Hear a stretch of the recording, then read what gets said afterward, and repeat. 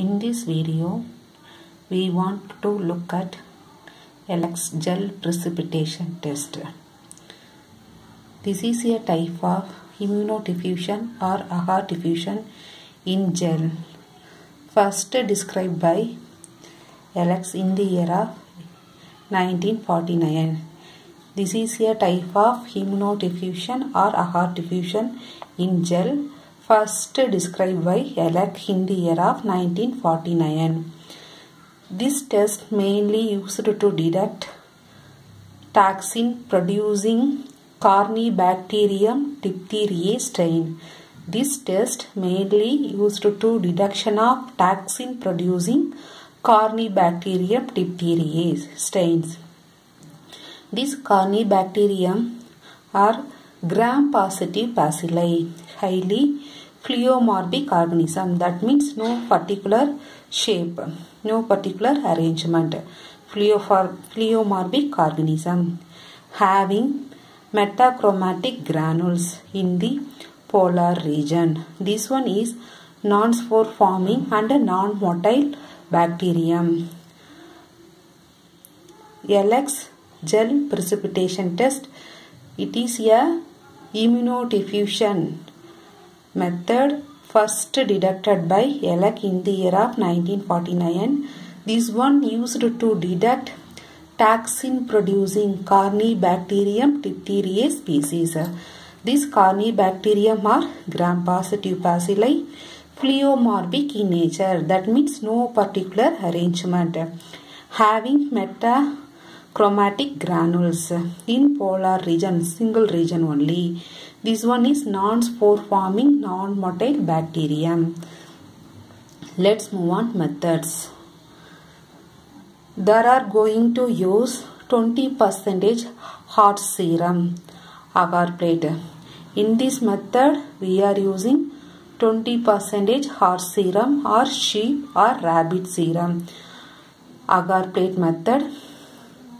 Before that medium solidify, a rectangular strip of filter paper soaked in diphtheria antitoxin 1000 unit per ml is placed on the surface.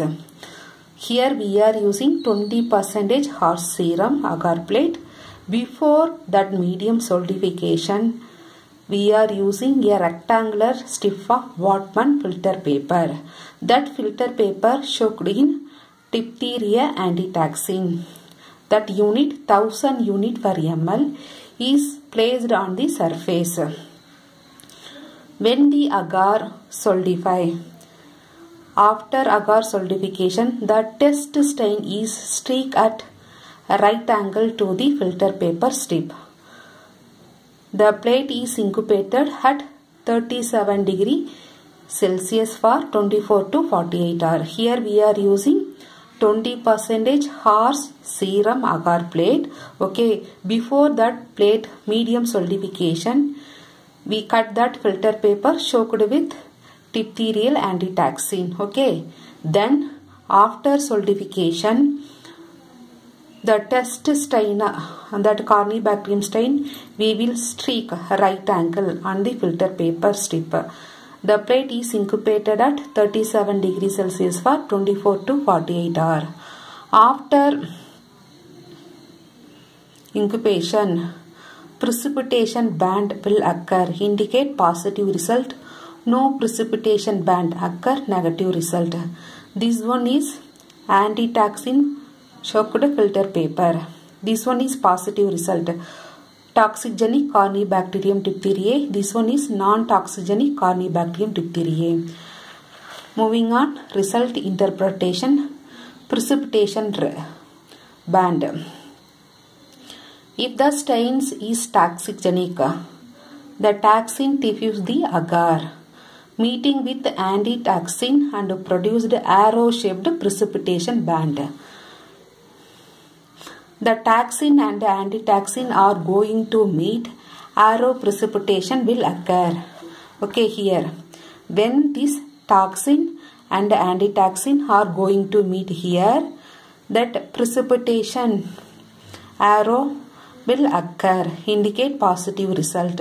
No precipitation arrow means negative result. Non-toxigenic stains will not produce any precipitation line.